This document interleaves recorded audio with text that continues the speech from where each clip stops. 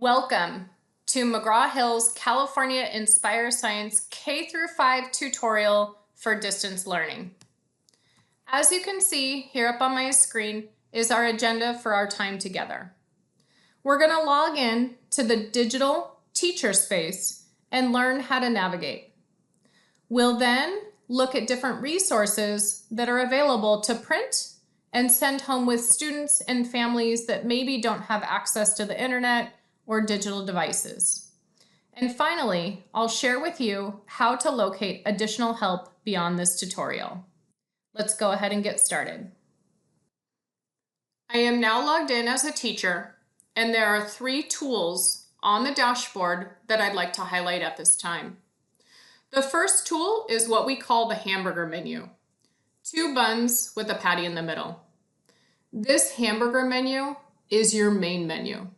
This is where you will find all of the assignments that you have given to your students that need grading in one place. This is where you will find all of the assessments of Inspire Science in one place.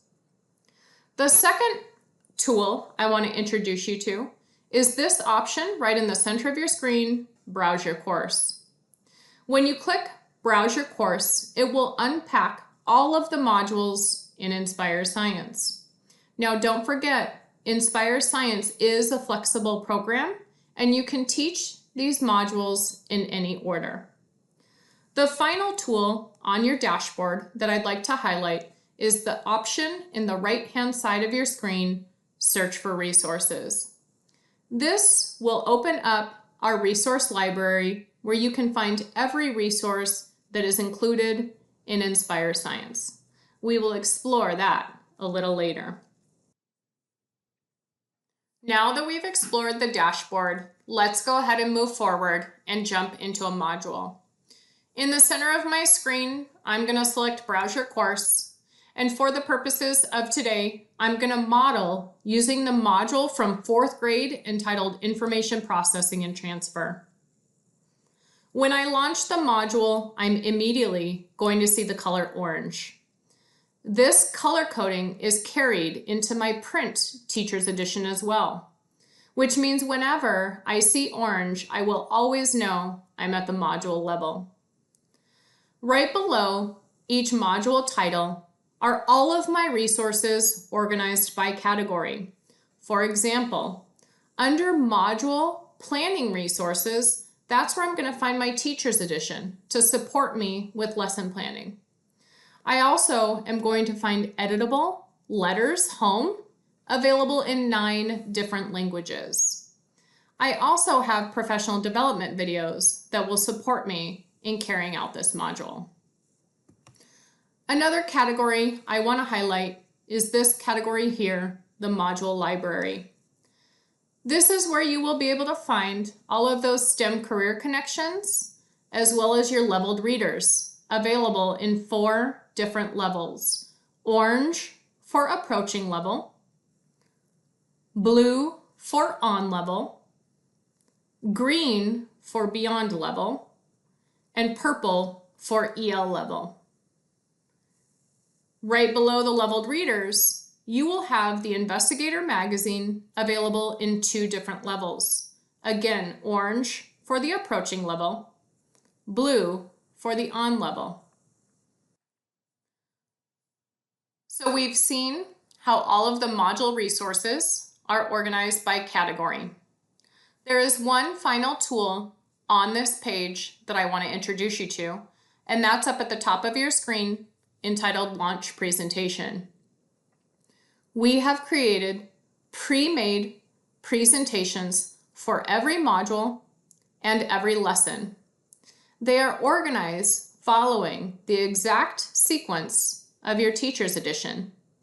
I'm going to go ahead and launch this presentation where we kick off the module with an anchoring module phenomenon question. Here in 4th grade, how does a lighthouse transmit a message across a distance? Navigationally, up at the top, I'm ready to move on to the next section of this resource, so I'm going to select this arrow to move me to 2 of 3. which is where we see the phenomenon in action in every module. That can be done through the form of a video, or as you can see here, through a simulation. Let's watch. Using my mouse, I can scroll and navigate to see those dolphins and hear how they communicate using sound. I can go up and down, I can go side to side. After I bring that phenomenon to life, I notice up at the top I have one more section of this resource. That's where my students and I can talk about it. This is where it's going to ask them, look at the photo and watch the video. It's going to start building some background by asking them, what do they wonder about? What did they see? After I'm done going through all sections of this resource, I can now move into the next resource, which happens down at the bottom of my screen. The very next thing that we do when we kick off each module is introduce the STEM module project. I don't have my students do the project just yet because they're going to learn all the information they need to learn as they go through the lessons to do this project at the end. So after I move through the lessons, I can come back to this presentation because if I move into the next resource, that's where it gives some planning opportunities for my students to begin planning how they're going to carry out this project. If you notice again up at the top, there are 6 sections of this particular resource. So it's going to ask students to plan after lesson 1. It's going to ask students to plan after lesson 2. It's going to ask students to plan after lesson 3 if there is a lesson 3.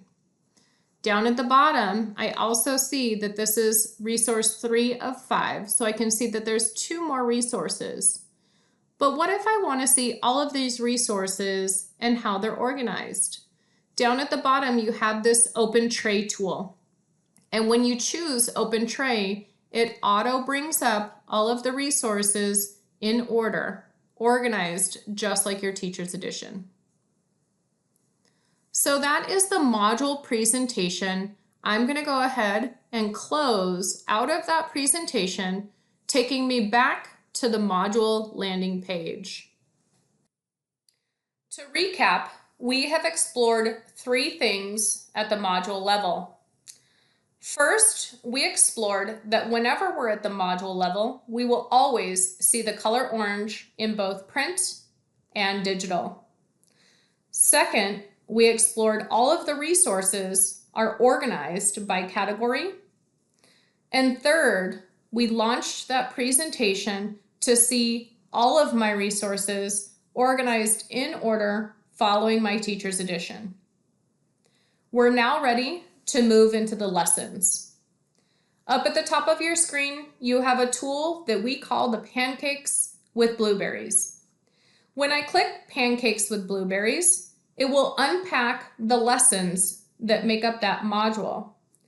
Today, I'm going to be using lesson 2, the role of animals' eyes. When I open up each lesson, I will automatically see the color blue, indicating that I'm at the lesson level. When I scroll down, I see all of my resources organized again in categories.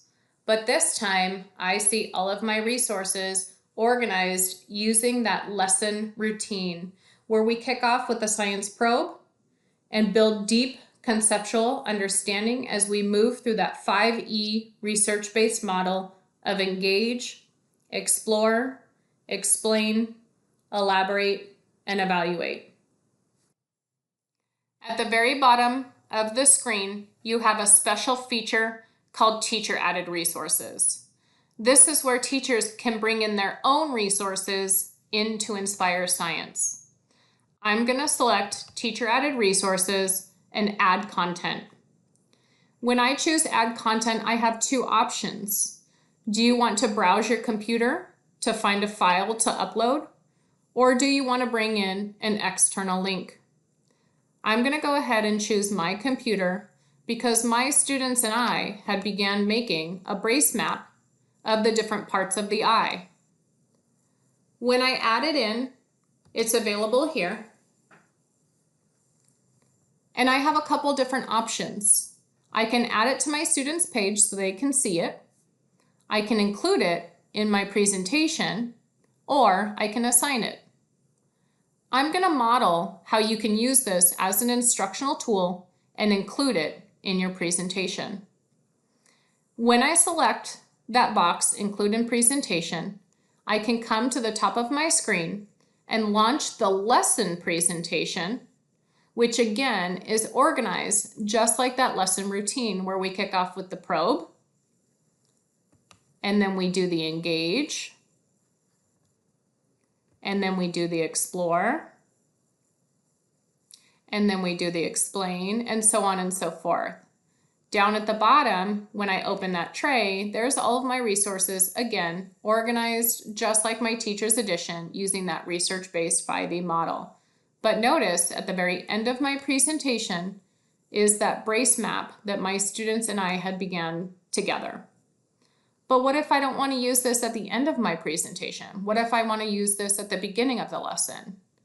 I'm going to go ahead and choose to close that presentation because right next door to Launch Presentation, there's an Edit button. And that Edit button allows you to customize that pre-made presentation. So at the very end of my presentation, there's my brace map. All I have to do is drag and drop that resource to the beginning of my pre-made presentation. If you notice, some of these tiles are shaded out while others are brought to life.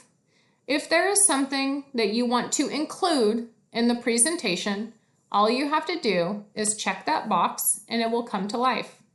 If you do not want to include it, all you have to do is uncheck that box, Include in Presentation, and it is automatically removed from the presentation. So, just to recap a couple things, at the bottom of your screen, both at the module level and lesson level, you have a special feature called Teacher Added Resources where you can bring in your own material. Up at the top, you have a presentation for every lesson that you can customize by choosing that edit option. Let's talk about assignments, grading, and pushing out assignments to Google Classroom. We know as teachers, we don't want to take everything for a grade. So if there's a resource that we just want students to have, but not necessarily take it for a grade, we can select this option here, Add to Student Page, granting students access to the resource. If we do want to take it for a grade, we can simply click the button Assign. That takes us to a traditional assignment page. Give the assignment a name, a start date, and a due date. Any special instructions. Which students is this assignment going to be given to? How many points possible is this assignment worth?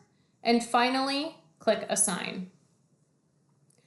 After I complete those assignment details, I will automatically see a red bar pop up below the resource with the start and due date. To grade this assignment, I'm going to go to my hamburger menu, choose the category Assignments, and I will see a complete list of all of the assignments I have given to my class. To grade assignments, all you do is select the assignment you'd like to grade, and a class list pops up. Next to each student name, you see the status of where they are with that assignment. I can see that Charles Barkley has submitted his assignment to me. I can see that Larry Bird is still in progress. I can see that LeBron hasn't started yet. To grade the assignments, all you do is select View under Student Work. That will take you to the resource in which the student has completed that assignment. Here, Charles Barkley completed this assignment typing in, "Eyes help animals see by collecting light. The light helps the animals process information and see." That's a really great response. So I'm going to go ahead and give him 20 points. save it. And I also want to give him a note saying, "Great job, Charles." Now, to move to the next student, I don't have to go back to assignments. I can just toggle down to my next student. Now, remember Larry Bird's assignment was still in progress? I can see so far what the student has written. For example, Larry Bird wrote, "The role of animals' eyes. Teacher, I need more time."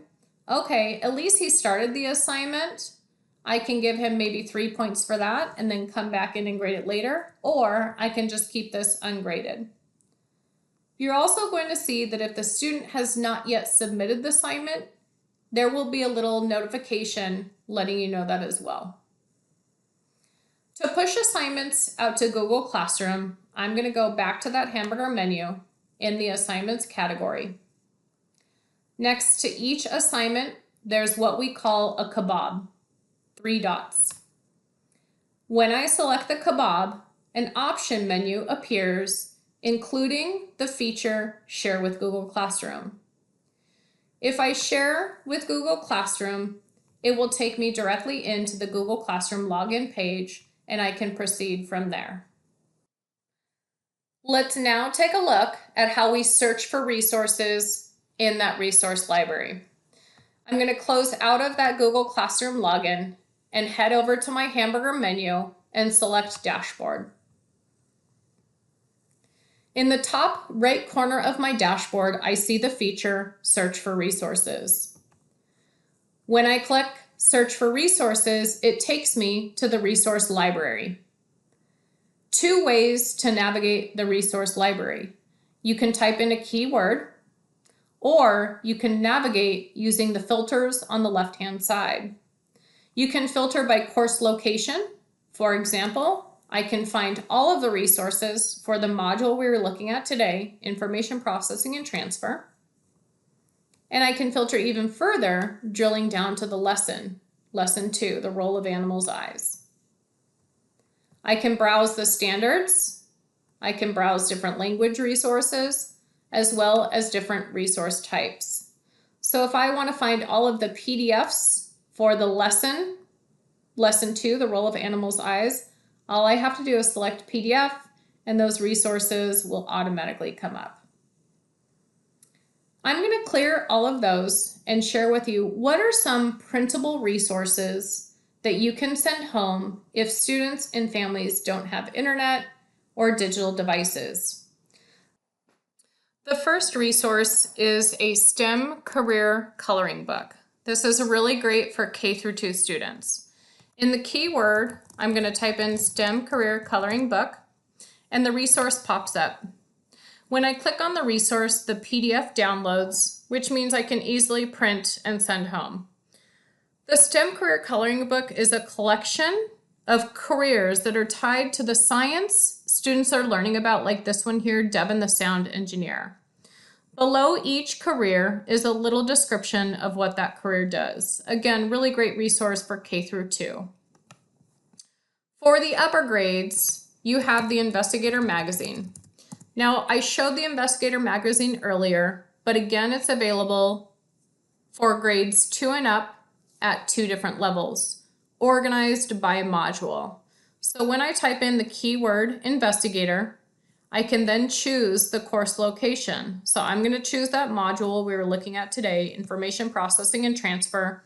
And again, because we were learning about the role of animals' eyes, I can see that the article in the Investigator magazine is entitled Eye Technology. Don't forget the blue indicates on level. The approaching indicates this article is available 1 level lower. If I choose the title of that resource, again, a PDF pops up and I can easily just print that resource off. Up on my screen are all of the resources available to be printed off. So far, we saw the coloring book, the Investigator magazine. I'm going to show you Inspire News next. But I also want to highlight some of the other features like the STEM module project. Earlier, we talked that each module includes a project, and these are fantastic, especially for distance learning, because these projects are intentionally designed to be open-ended, really allowing students' creativity to shine. There's also STEM careers with questions inside your Teacher's Edition. All of the inquiry activities are editable and can be printed off as well. And we also have cross-cutting concepts song lyrics available to print. So right now I'm going to navigate you digitally to our Inspire News, because that's probably our most popular feature with teachers today. Inside your hamburger menu, I'm going to go ahead and choose Dashboard. Located in the lower right-hand corner, you have this feature here called Impact News. I'm going to open this up full screen and walk you through the tabs. Up at the top, if you choose that Home tab, you can see that there are articles of news events published each month. How appropriate is this one here, Work and School from Home?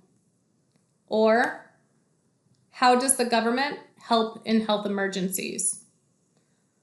Below those current events, you can see all of these articles are available at 3 different levels: K1, 2-3, and 4-5. Even if you teach the 4-5 level, you still have access to the lower grade levels as well. I'm going to go ahead and jump into Impact News grades 4-5. When I select Impact News grades 4-5, there's again those current events, but I also have 2 additional features. Under the Science tab, I have In the Know articles. The In the Know articles help keep you and families informed about important topics in science and what they mean to us. The second option is In the News. In the News is going to share with you what's happening in the world of science and how the latest science stories affect you.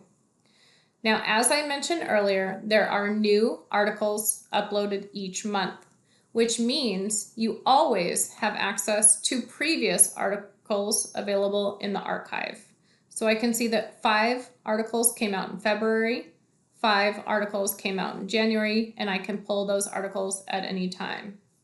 Additionally, all of these articles are available in Spanish by simply accessing these by clicking on Español. Inspire News is one of our most popular features because it is an ever-evolving, ever-growing digital library of current events. Let's now finish up looking at where you can go online to get additional support. If I go back to my dashboard, I have an option right in the center, Browse Your Course, where I can jump into the program overview.